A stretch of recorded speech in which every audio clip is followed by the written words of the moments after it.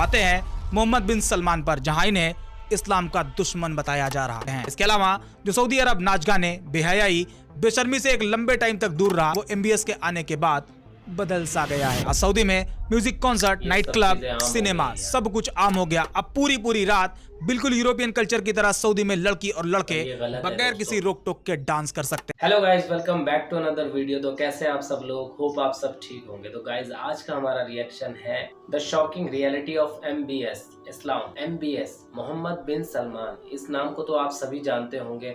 Saudi के king है Mohammad bin Salman. तो आज की एक इंटरेस्टिंग वीडियो है जो सऊदी अरब के ऊपर है।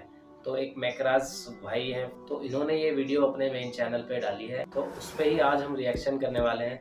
तो सच में ये वीडियो मैंने भी नहीं देखी है, तो आज हम साथ में रिएक्शन करेंगे और जानेंगे कि मोहम्मद बिन सलमान सऊदी के बारे में क्या सोचते हैं। एक तरफ सऊदी के लोग ये कहते हैं कि मोहम्मद बिन सलमान इस्लाम का फ्यूचर है, रिफॉर्मर है, और वहीं दूसरी तरफ मोहम्मद बिन सलमान को इस्लाम का दुश्मन माना जा रहा है। तो इसी टॉपिक पे आज हम रिएक्शन करने वाले हैं और जानेंगे मोहम्मद बिन सलमान के बारे में, वो सऊदी के बारे में एक्चुअल में क्या सोचते हैं। तो आइए देखते हैं ये वीडियो और करते हैं रिएक्शन, जानते हैं मोहम्मद बिन सलमान के बारे में। Let's start. एक ऐसा मुल्क जो इस्लाम का मरकज है, जहां से इस्लाम की रोशनी पूरी दुनिया में फैली, बुराइयों का खात्मा हुआ और इंसानियत का पैगाम लोगों को दिया गया। अब वहां पर इस्लाम का वजूद खतरे में नजर आ रहा और उसकी वजह है मोहम्मद बिन सलमान, जिन्हें पूरी दुनिया MBS के नाम से जानती है। मुश्किल से 5-6 साल का अरसा गुजरा होगा, सऊदी को इन्होंने पूरा यहूदी बनाने में कोई कसर नहीं की। सलमान को लेकर लोगों की सोच दो हिस्सों में बटी हुई है। एक वो जो सलमान को सऊदी का फ्यूचर और रिफॉर्मर की तरह देख रहे हैं, तो वहीं दूसरी तरफ सलमान को इस्लाम का दुश्मन समझा जा रहा। उन्हें लगता है कि सलमान इस्लाम के लिए खतरा है। लेकिन सच क्या है? क्या सलमान वाकई रिफॉर्मर है जो मुसलमानों के बदतर हालात को बदल रहे हैं, या फिर वो इस्लाम के लिए घातक है? आइए सब जानते हैं आज की इस वीडियो में।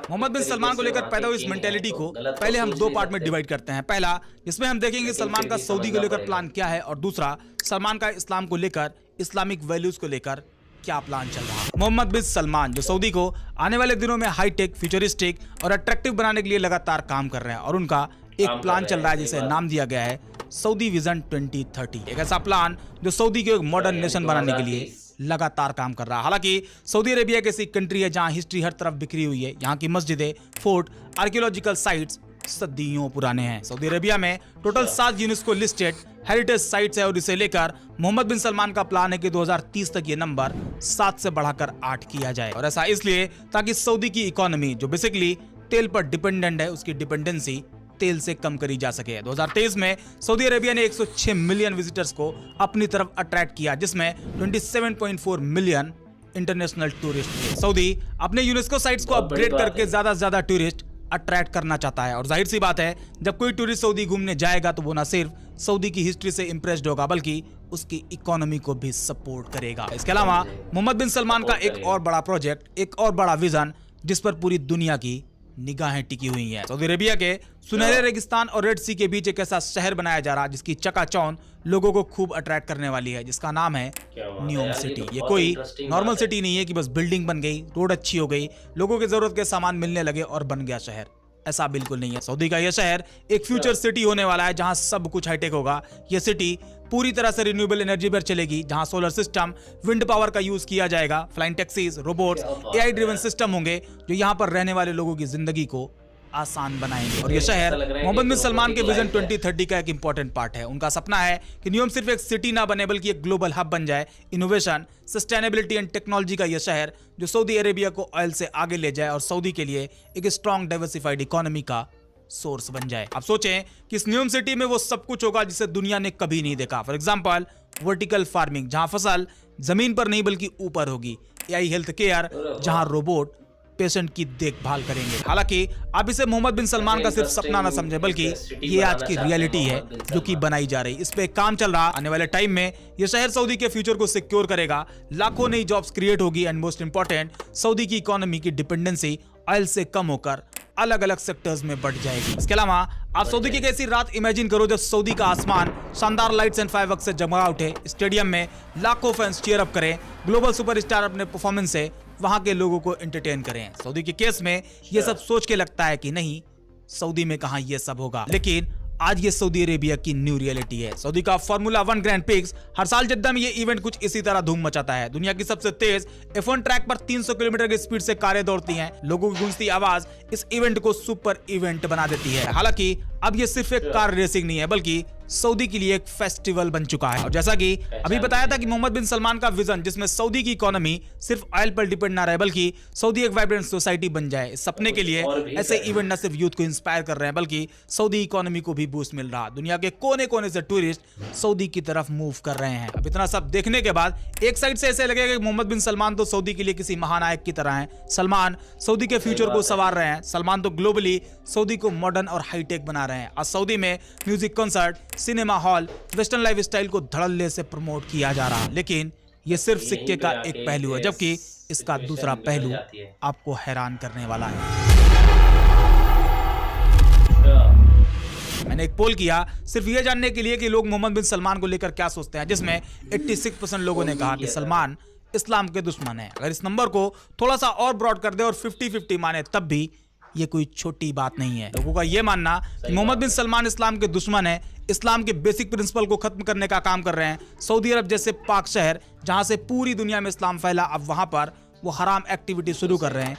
ये बेहद सीरियस इशू है। हालांकि यहां पर आपको एक इंपॉर्टेंट चीज बताता हूं। कई लोगों को लगता है, इनफैक्ट कई लोगों ने तो मुझसे भी कहा है कि ये Saudi Prince Mohammad bin Salman दरअसल इस्लाम का दुश्मन है और ये यहूदियों के लिए काम करता है। और ऐसा इसलिए क्योंकि सलमान के फादर भले ही अरेबियन मुस्लिम है लेकिन उनकी माँ यहूदी है। सलमान एक यहूदी माँ के बेटे हैं। तो आप आज इसे याद कर लें कि सलमान किसी यहूदी माँ के बेटे नहीं बल्कि इनकी माँ का नाम है फहदा बिन्त फला अल हितलैन। ये सऊदी की एक ट्राइब अल अजमान से बिलोंग करती हैं और इनकी माँ का नाम है मुनीरा बिन्त अब्दुल्ला। अब आज से आपका ये कंफ्यूजन खत्म हो जाना चाहिए कि सलमान यहूदी माँ के बेटे हैं। ऐसा बिल्कुल नहीं है, उनकी माँ मुस्लिम ही है। हालांकि असल सवाल अभी भी वही है, क्या सलमान इस्लाम के दुश्मन है?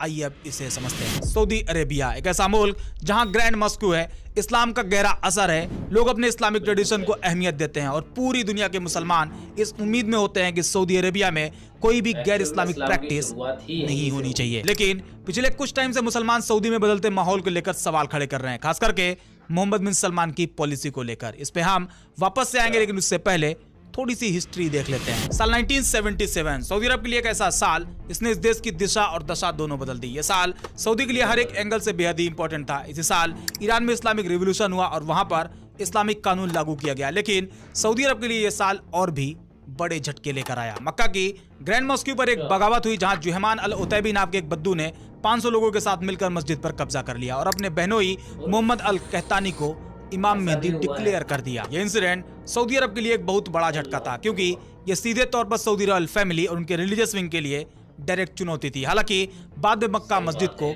उनके कब्जे से छुड़ा लिया गया, लेकिन ये सब अचानक नहीं हुआ। इसकी जड़ सऊदी अरब के इतिहास से काफी गहरी जुड़ी हुई है। साल 1964 से 1975 तक किंग फैसल के रूलिंग पीरियड में सऊदी अरब को मॉडर्न बनाने की कोशिश करी गई। टेलीविजन ब्रॉडकास्टिंग की शुरुआत हुई, पब्लिक एजुकेशन को बढ़ावा दिया गया और देश को मॉडर्न बनाने के लिए कई कदम उठाए गए। लेकिन ये कोशिशें सऊदी के रिलीजियस उलेमा को बिल्कुल भी पसंद नहीं। उन्हें लगा कि ये सब इस्लामिक एथिक्स के खिलाफ है और फाइनली 1975 में किंग फैसल के अपने ही भतीजे ने उनकी जान ले ली, जिसके बाद सऊदी अरब को मॉडर्न बनाने की जो शुरुआत हुई थी वो रुक गई और देश फिर से सख्त मजहबी नियम कानून की तरफ वापस से घूम गया। 5 टाइम की नमाज के वक्त जो दुकानें खुली रहती थी उसके मालिकों पर नकेल कसी गई, औरतों पर कई अलग अलग टाइप की पाबंदियां लगाई गई और हर तरह के नॉन रिलीजियस प्रैक्टिस को रोकने के लिए रिलीजियस पुलिसिंग की शुरुआत करी गई, जिसे मुतावून कहा जाता है। हालांकि ये सब 1975 से लेकर 1979 के बीच हुआ, लेकिन ये जो भी हो रहा था ये सब कुछ बिल्कुल भी नया नहीं था, बल्कि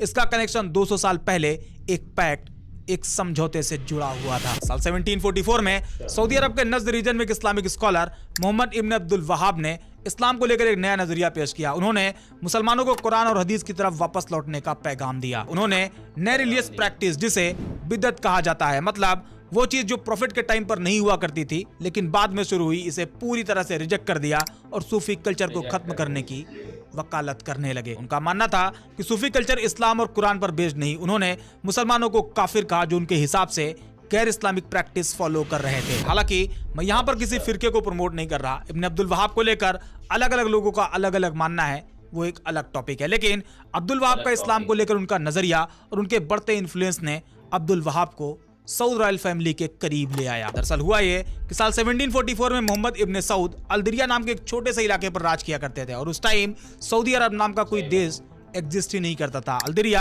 आज के टाइम पर जो रियाद है उसका एक छोटा सा बाहरी इलाका था। उस टाइम सऊदी के अलग अलग इलाके अलग अलग कबीलों के कब्जे में थे, जबकि अरब का दो मेन शहर मक्का और मदीना पर ऑटोमन एम्पायर का शासन हुआ करता था। इस पीरियड में इब्ने अब्दुल वहाब जो कि मक्का और मदीना में अपने अलग नजरिए के साथ मुसलमानों के बीच काम कर रहे थे, लेकिन उस टाइम बहुत से उलमा ऐसे भी थे जो वहाब के इस काम को पसंद नहीं करते थे। धीरे धीरे अब्दुल वहाब के खिलाफ उलमा और अवाम दोनों का गुस्सा बढ़ने लगा और फाइनली साल 1744 में अब्दुल वहाब मदीना से भागकर दिरिया आ गए और वहां पहुंचकर इब्ने सऊद से पनाह मांगी और यहीं से अरब की कहानी, अरब की सत्ता, अरब की आइडियोलॉजी सब कुछ पलट गई। अब्दुल वहाब और इब्ने सऊद ने मिलकर एक गठबंधन बनाया। दोनों में यह तय हुआ कि इब्ने सऊद मिलिट्री और पॉलिटिकल पावर पर कंट्रोल रखेंगे और अब्दुल वहाब रिलीजियस सेक्टर्स को कंट्रोल करेंगे। और इस गठबंधन के बाद इब्ने सऊद अल्दरिया के बाहर अपना इन्फ्लुएंस बढ़ाना शुरू करते हैं। 1804 में मदीना शहर इब्ने सऊद और अल वहाब के कब्जे में आ गया। फिर 1812 में मक्का और मदीना दोनों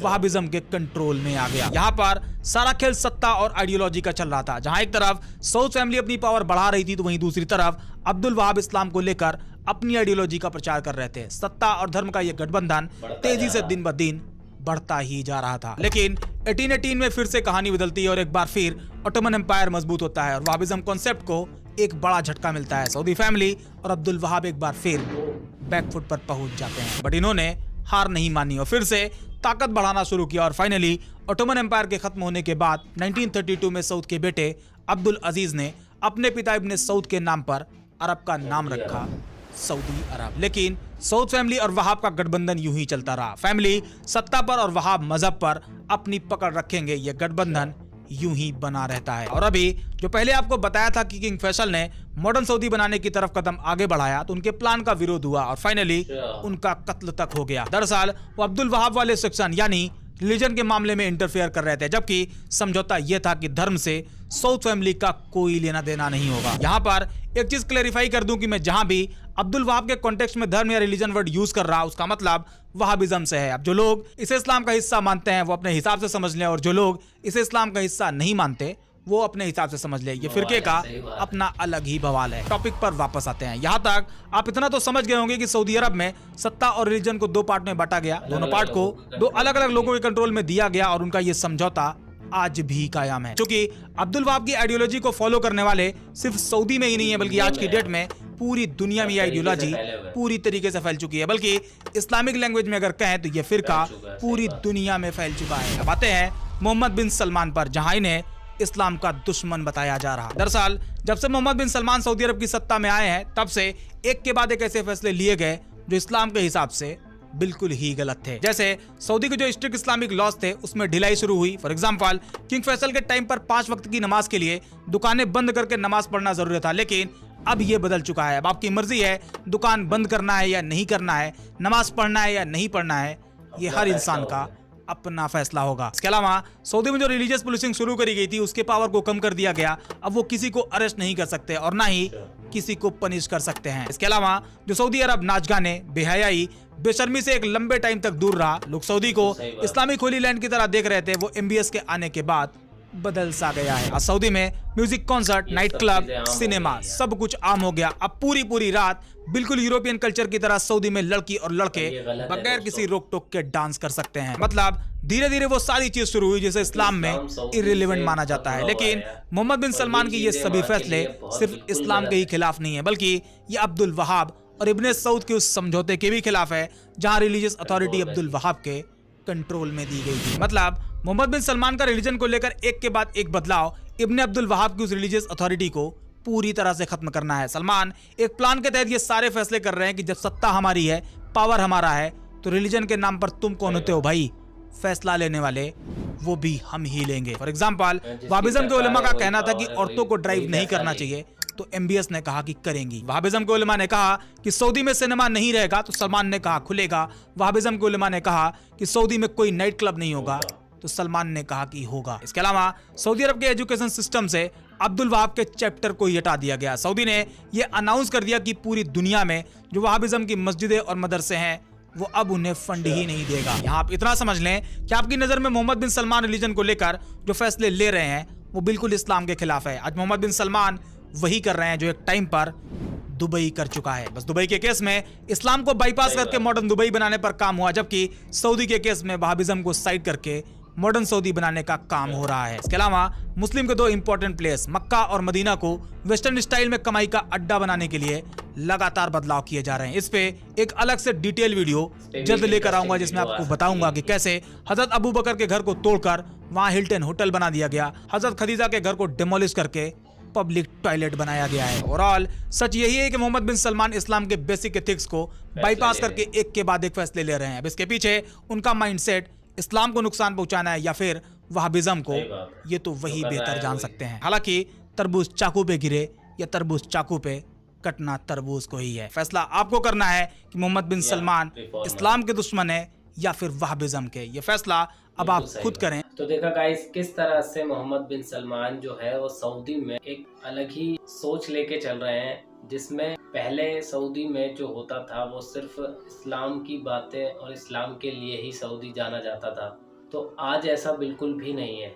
आज वहाँ पे क्लब खुल गए हैं, बार खुल गए हैं और कई तरह के ऐसे शो होने लगे हैं जो बिल्कुल हराम है, और वो आज सऊदी अरब जैसे शहरों में आम हो चुका है। तो जिस शहर की लोग मिसाल देते थे इस्लाम के लिए, तो आज उस शहर में भी ऐसे काम हो रहे हैं जो नहीं होने चाहिए।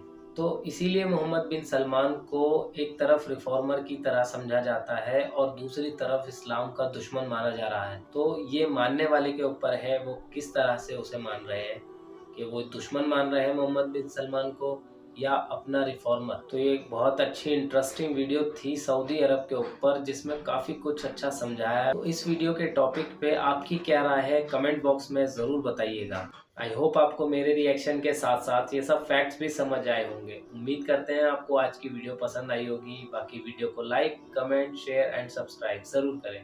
मिलते हैं एक ऐसी अच्छी इंटरेस्टिंग वीडियो के साथ, तब तक के लिए